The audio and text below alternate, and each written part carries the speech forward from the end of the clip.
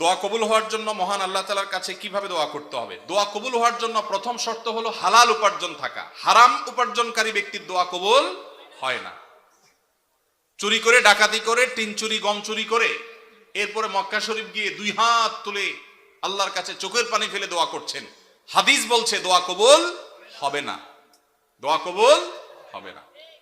নবী করিম সাল্লাল্লাহু আলাইহি ওয়াসাল্লাম পরিষ্কার হাদিস আছে, অনেক দূর থেকে এলোমেলো চুল নিয়ে, ধুলোমলিন শরীর নিয়ে কেউ যদি কাবার চারপাশে হাত তুলে দোয়া করে, আন্না ইউস্তাজাবু লিযালিক, কিভাবে তার দোয়া কবুল হবে? নবীজি বলেছেন, কারণ দেহ, তার শরীর, তার সম্পদ হারাম দ্বারা গঠিত হয়েছে। এই জন্য দোয়া কবুলের জন্য প্রথম শর্ত হলো হালাল উপার্জন থাকা। কেউ যদি আগে হারাম উপার্জন করে থাকেন, এখন তওবা করবেন, মানুষের হক মেরেছেন, এখন ফেরত দিবেন, তারপরে আল্লাহর কাছে দোয়া করবেন, ইনশাআল্লাহ দোয়া কবুল হবে।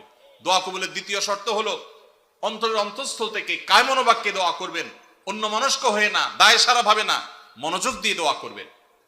দোয়া কবুলের জন্য আরেকটা গুরুত্বপূর্ণ শর্ত হলো হালাল বিষয়ে দোয়া করবেন, হারাম জিনিস আল্লাহর কাছে চাইবেন না, 2 নম্বর জিনিস আল্লাহর কাছে চাইবেন না।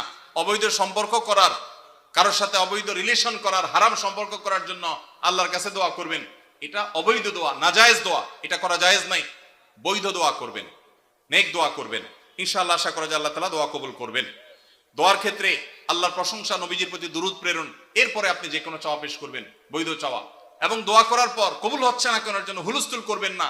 এই শর্তগুলো মেনে চললে কোরআন এবং হাদিসের আলোকে আশা করা যায় দোয়া কবুল হবে ইনশাআল্লাহ। দোয়া কবুলের বেশ অনেকগুলো স্থান আছে, ইনশাআল্লাহ অন্য কোনো মাহফিলে এটার উপরে আলোচনা করতে হবে।